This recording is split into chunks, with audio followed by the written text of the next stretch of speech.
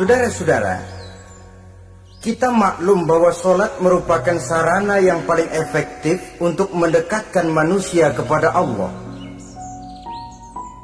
Makin dekat manusia dengan Allah, makin tidak senang iblis dan setan.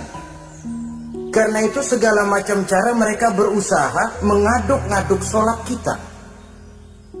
Dan sesungguhnya, jikalau kita mengerjakan sholat, itu kan targetnya cuma dua. Pertama, agar sholat kita itu sah. Yang kedua, agar sholat kita itu qabul, yakni diterima oleh Allah. Kalau soal sah dan tidak, ukurannya gampang. Saya kalau ditanya orang, Pak, sholat saya sah atau tidak, saya bisa jawab. Saudara, sholatnya syarat rukunnya cukup apa tidak? Cukup, sah. Itu kalau perkara sah. Tapi kalau sudah perkara qabul, Pak, sholat saya diterima atau tidak oleh Allah, ini saya tidak bisa jawab. Kenapa? Soal qabul mencakup masalah batin. Cuma ukuran logikanya, kalau syarat rukun cukup, insya Allah qabul. Saudara-saudara kaum muslimin rahimakumullah. Oleh karenanya, pada saat kita sholat, iblis, setan datang dari segala macam penjuru supaya kita kehilangan rasa khusyuk.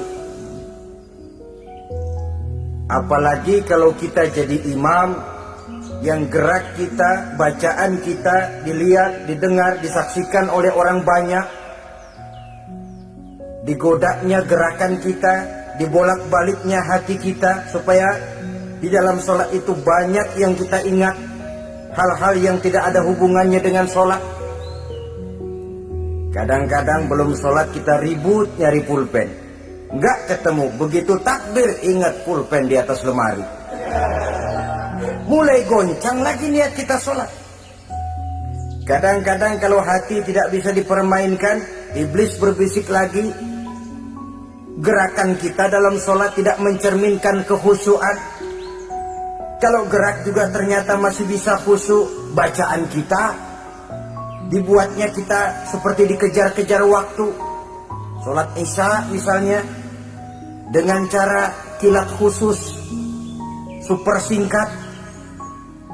Saya katakan tadi, apalagi kalau kita jadi imam, iblis mudah mendatangkan penyakit riya. Karena mengimami orang banyak, lalu supaya dikira alim, dibuatlah sholatnya itu mantep-mantep. Surahnya dicari yang panjang-panjang, paling pendek sabihis sama wadduha. Tapi kalau sudah sholat sendirian, cukup inna a'tainakal kausar sama kul huwallahu ahad. Kayaknya khusyuk bukan main. Kalau imam, bahasanya dipaseh-pasehin kayak orang 16 tahun di Mekah. Usolli fardwal maghribi wala sarokaatin. Saudara-saudara kaum muslimin yang berbahagia, oleh karena sholat merupakan sarana yang paling efektif untuk mendekatkan diri dengan Allah, maka orang yang khusyuk di dalam sholatnya merupakan musuh utama daripada iblis. Sekarang bagaimana bisa khusyuk caranya? Kalau khusyuk 100%, rasa-rasanya sulit. Untuk sampai ke arah sana, orang memerlukan tahapan. Kepada Imam Ali karramallahu wajhah, baginda Nabi pernah memberikan satu tes. Ali, saya ya Rasul, kalau kau bisa sholat 2 rakaat saja dengan khusyuk, aku kasih hadiah sorban. Baik ya Rasul.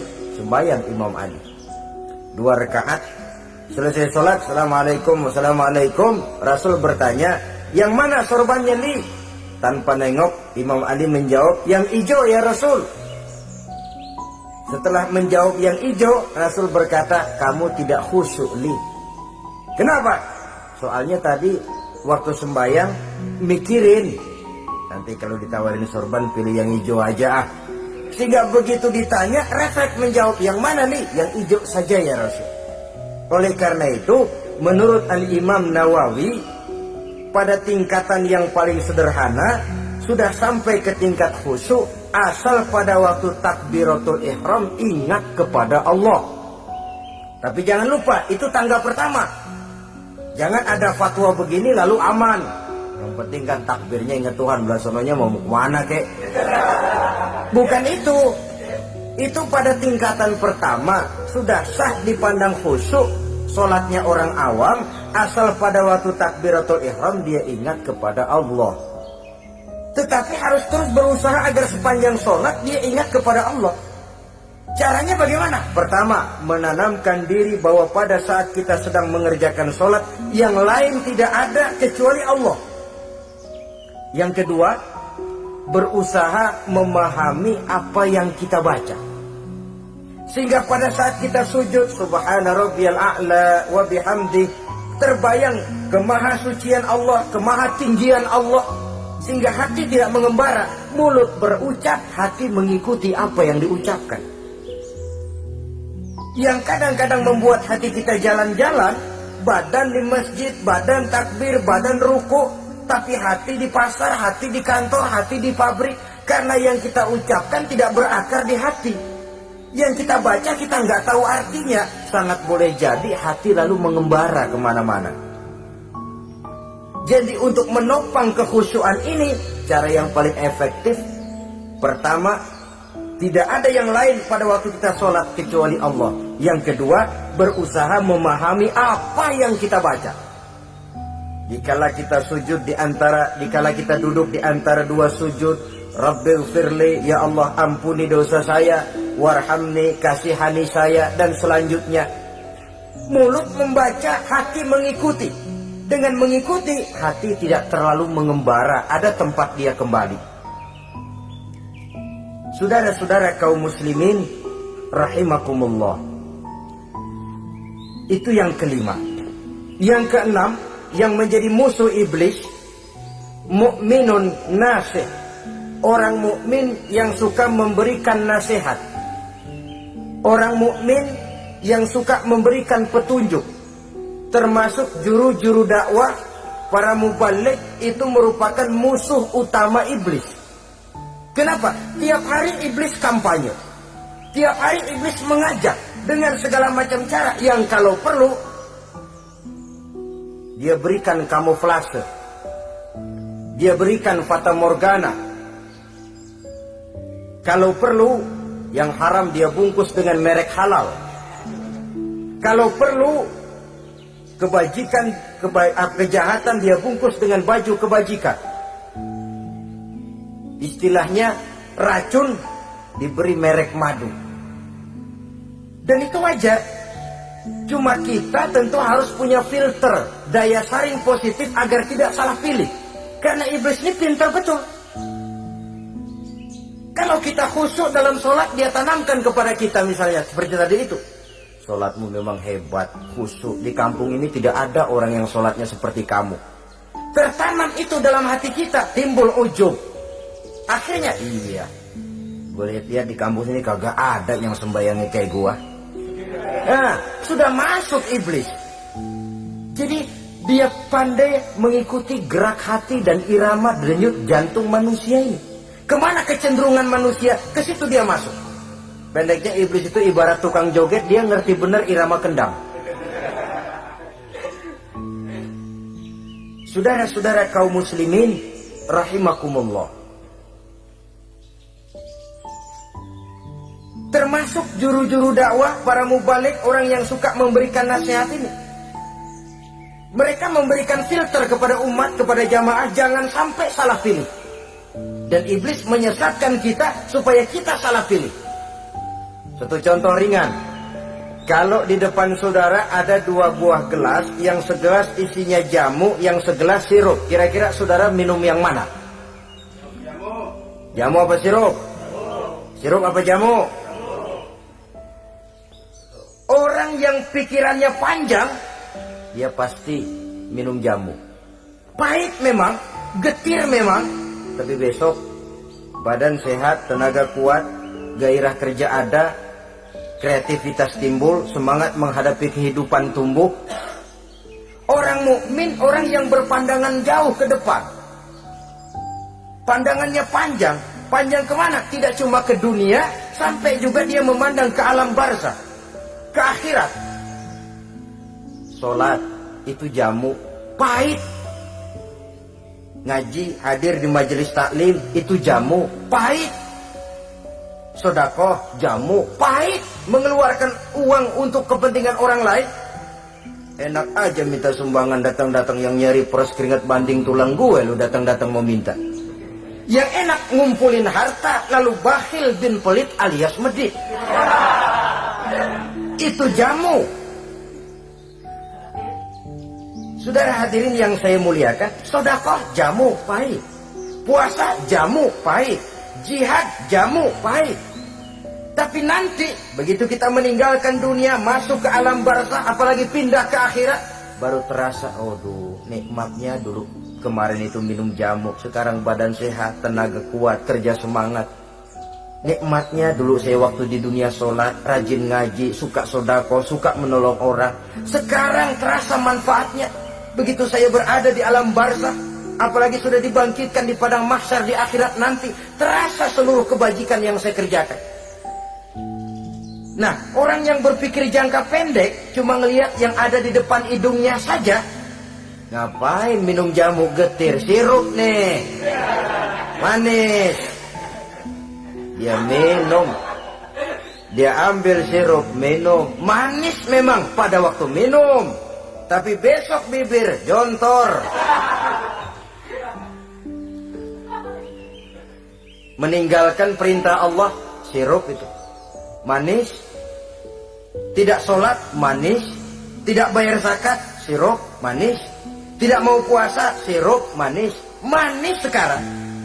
Tapi nanti besok begitu masuk ke alam barzah, begitu dibangkitkan di padang mahsyar di akhirat nanti, merintih kita menahan penyesalan yang sudah tidak ada artinya lagi. Sampai-sampai penduduk mahsyar itu ada yang berkata, diceritakan dalam Quran, ya laitani kuntu turaba. Wahai celaka, kenapa kita nggak jadi tanah saja? Menyesali kejadiannya. Andai kata mereka bisa kembali ke hidup di dunia lagi, mereka akan minta kejadian yang kedua untuk berbuat baik. Tapi tentu sudah penyesalan yang tidak ada gunanya lagi. Maka saudara-saudara, emang cuman jalan duluan kecebur di sumur yang nyesel duluan. Ada orang jalan, yang paling depan kecebur di sumur, itu tuh gue nyesel duluan katanya. Nyesel duluan, yang lain mesti nyeselnya belakangan.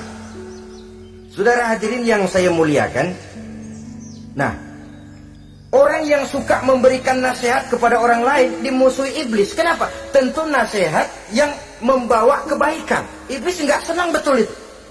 Kita nasihatin teman, udah berhenti dah, jangan pada mabok lagi. Iblis gergetan bener. Ini orang dilarang lagi. Kita nasihati teman, udah jangan masang-masang lagi dah, nggak bakalan kena, dikebohongin. Nggak ada orang jadi kaya masang judi, bangkrut malah loh. Ini kan termasuk tipu daya iblis, judi dinamain sumbangan. Itu sama saja itu, madu, racun mereknya madu. Judi dinamain sumbangan. Kalau Kang Beca pada nyumbang, kayak orang kaya lagunya.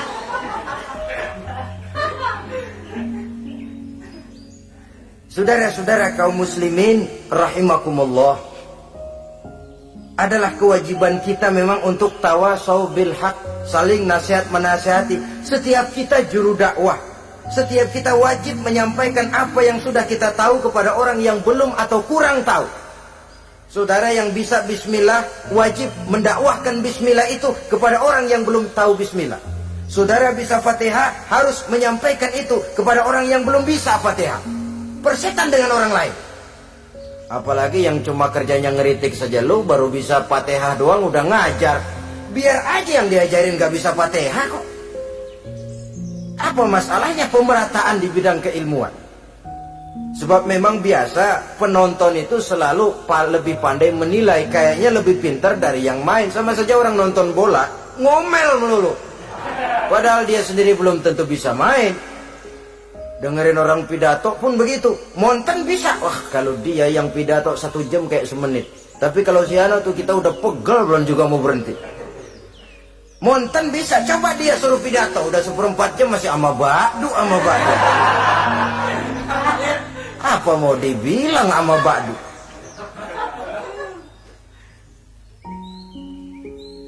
Yang ketujuh,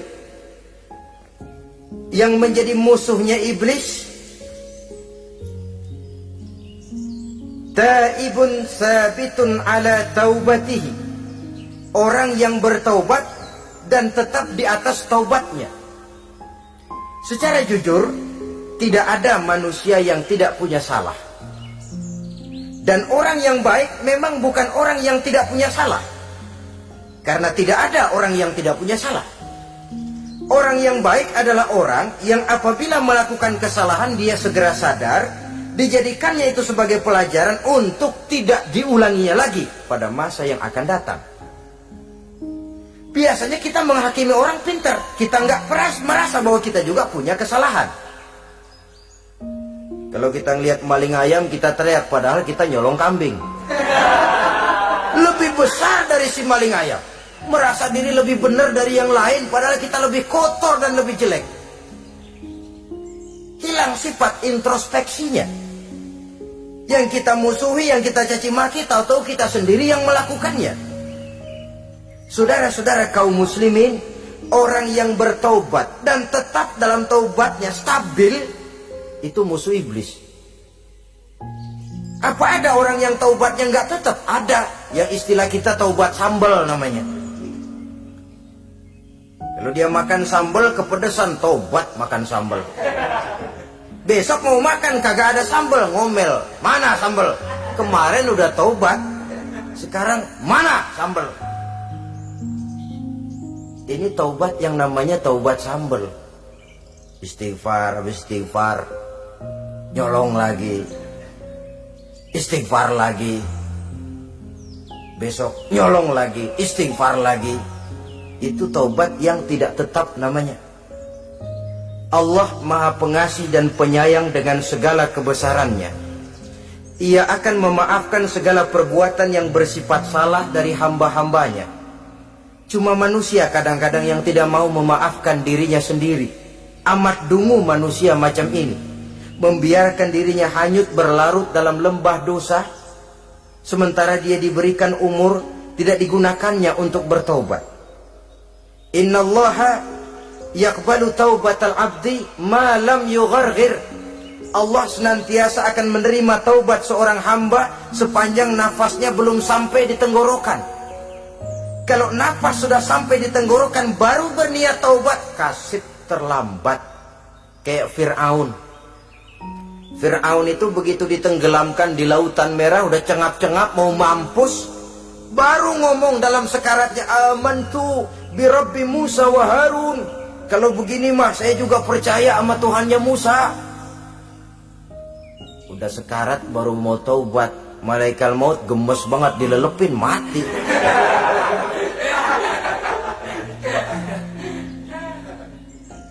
Nah, kepada adik-adik remaja, biasanya kalau sudah bicara taubat, pikiran kita, taubat mau urusan 70 tahun ke atas, kita masih lama ini. Sebenarnya tidak. Masalah taubat adalah masalah salah dan dosa. Masalah salah dan dosa adalah masalah manusia. Sejak dia akil balik sampai ajal datang berenggut nyawa. Hidup ini tidak selalu berjalan mulus. Hidup ini tidak selalu berjalan di atas kertas putih. Kadang kita tersilap, kadang kita tersalah. Kadang situasi dan kondisi menyebabkan kita berbuat lain dari yang seharusnya. Itu kehidupan. Silih berganti. Oleh karenanya pesan Nabi, wa'atbi'i sayyi'atal hasanah. Perbuatan salah ikuti dengan kebajikan. Dosa iringi dengan taubat. Jangan nunggu, saya untuk taubat takut nanti bikin lagi. Nah, ini namanya punya harapan mau bikin lagi. nanti aja dah kalau tua-tuaan. Saudara, kalau dosa itu ditumpuk, itu sama saja kotoran yang menodai hati. Kalau kotoran gak rajin kita bersihin, dia akan berkarat. Dan kalau sudah berkarat, sudah sulit untuk dibersihkan. Itu makna ungkapan Imamul Ghazali, hati manusia sebening kaca.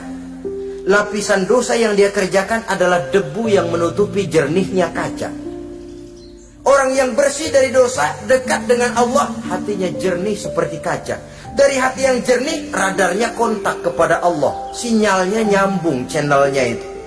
Getarannya hebat. Wajar kalau lalu dia bisa tahu apa yang besok akan terjadi. Diberitahu oleh Allah. Yang namanya ilmu laduni itu. Ilmu yang ditransfer langsung oleh Allah. Karena kebersihan hatinya. Ah, mana ada orang gak belajar bisa pinter. Iya, kalau hatinya butak emang gak ada. Tapi kalau Allah mau berberangkat dari hati yang bersih, yang kontaknya nyambung kepada Allah, hati itu seperti kaca, kata Imam Ghazali. Dosa yang kita lakukan adalah debu. Kalau debu sedikit datang kita lap, datang lagi kita bersihin, datang lagi kita bersihin, insya Allah nggak sampai jadi noda di atas kaca itu. Tapi kalau nunggu debu itu sampai bertumpuk, besok aja ngelapnya dah, besok aja ngebersihinnya, bertumpuk dia, sulit membersihkannya. Walaupun kena, nodanya tentu tertinggal di atas kaca itu. Karena itu, dalam kehidupan remaja misalnya, pemuda misalnya, kita tidak bisa menolak mode, tidak bisa menolak musim. Modenya disco, disco, modenya breakdance, breakdance, modenya joget, joget, modenya jaipongan, jaipongan. Mode pada waktunya habis, ya habis. Tapi bagaimanapun dia akan punya dampak, memberikan bekas dalam membentuk kepribadian. Dan ini efek yang tidak kita inginkan. Efeknya, bukan modenya itu. Jadi oleh karenanya saudara-saudara, masalah taubat bukan masalah 70 tahun ke atas, tapi masalah manusia sejak dia akil balik sampai ajal datang merenggut nyawa. Sepanjang nafas belum sampai di kerongkongan, Allah akan menerima taubat seorang hamba.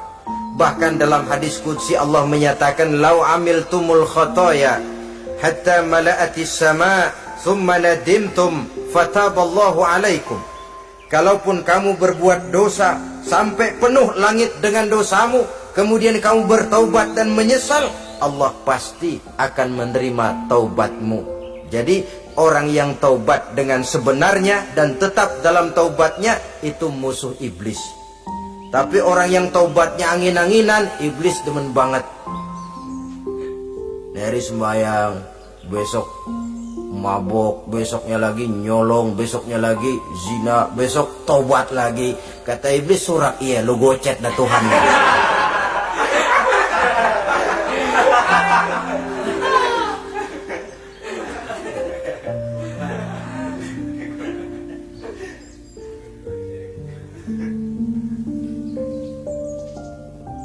Selanjutnya, yang ke-8, musuh iblis, musuh setan, mukminun yudawi mu'alat taharah. Orang mukmin yang membiasakan diri selalu dalam keadaan bersuci, baik dari hadas kecil, lebih-lebih dari hadas besar.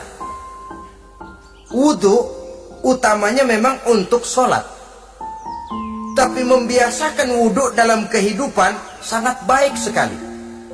Mau ke kantor wudhu dulu, mau ke pasar wudhu dulu, mau ngajar wudhu dulu. Apa sebabnya?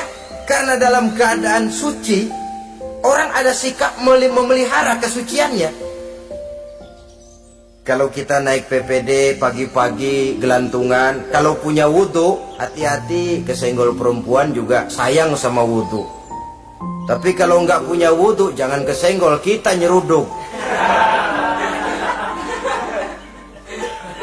Ada semacam sikap apik di dalam kehidupan ini. Karena itu biasakan wudhu untuk menjaga kebersihan diri, kebersihan zahir, kebersihan batin, belum lagi kemanfaatan di akhirat. Sebab kata Nabi, inna ummati ya'tuna yaumal qiyamah ghurran muhajjalin min asaril wudu. Umatku di akhirat nanti akan datang menghadap Allah dengan muka berseri-seri, bersinar-sinar dari sebab sering wudu. Sehingga tidak usah mengaku pun Rasul akan memanggil karena muka yang sering tersentuh air wudu ini.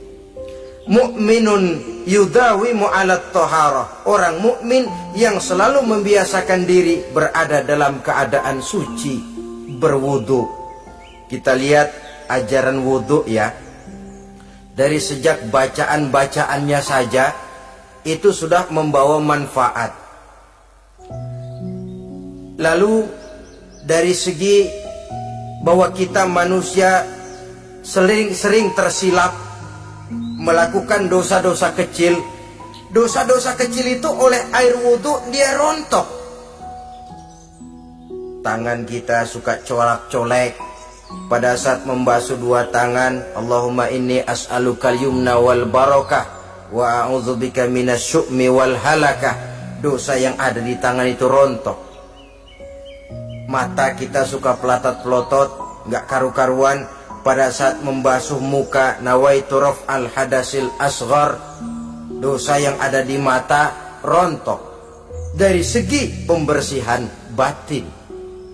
Belum lagi dari segi pembersihan zahir. Sehari semalam kalau 5 kali saja kita terkena air wudhu, itu sudah menjaga kesehatan dan kebersihan. Saudara-saudara kaum muslimin rahimakumullah. Yang kesembilan, orang yang menjadi musuh iblis yaitu mutawarra'un anil haram. Orang yang memelihara diri dari yang diharamkan oleh Allah. Terpelihara dirinya, terpelihara yang dimakannya, yang diminumnya dari jenis-jenis yang haram, baik sedikit maupun banyak. Jangan cuma teriak haram waktu sedikit, tapi giliran banyak halal. Sama saja orang dikasih tahu. Itu ada cerita anak-anak, Pak Haji punya anak main judi, dikasih tahu, Pak, anak bapak main judi, astagfirullah katanya. Tapi menang Pak, alhamdulillah.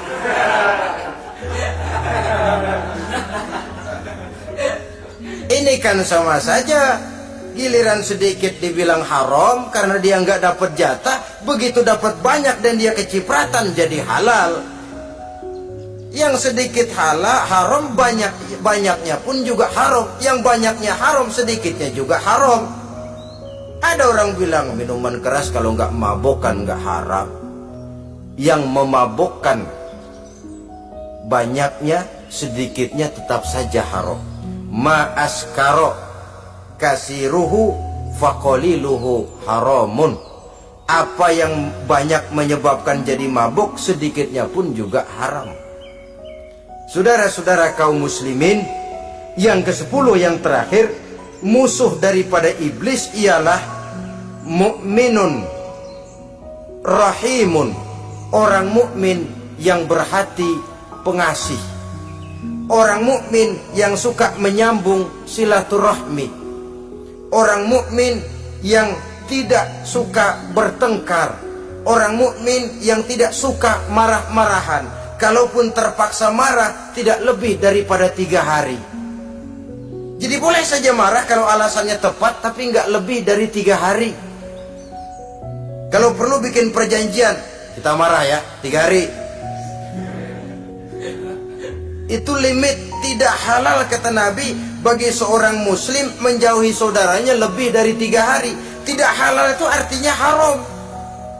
Kita ini kadang-kadang kalau sudah marahan sama tetangga kah, sama teman kah, kadang-kadang suka berlaku perpanjangan waktu.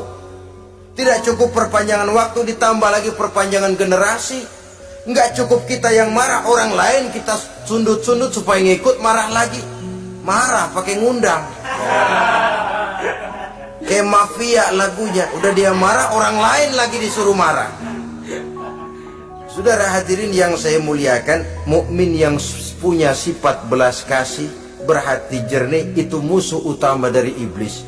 Tapi mukmin yang suka marah-marahan, tukang hasut dan tukang bakar, itu teman-teman iblis. Oleh karena itu, mudah-mudahan kita semua menjadi musuh iblis. Dan jangan menjadi musuh iblis. Jangan menjadi teman iblis. Sebab iblis sudah kadang memproklamirkan permusuhan. Sekali dia musuh kita, selamanya dia akan tetap menjadi musuh kita. Berusahalah untuk menjadi musuh iblis, dan jangan sekali-kali toleransi. Jangan berusaha menjadi teman iblis. Inilah yang kita bicarakan pada pertemuan ini. Mudah-mudahan ada manfaatnya. Terima kasih atas segala perhatian. Mohon maaf atas segala kekurangan. Wassalamualaikum warahmatullahi wabarakatuh.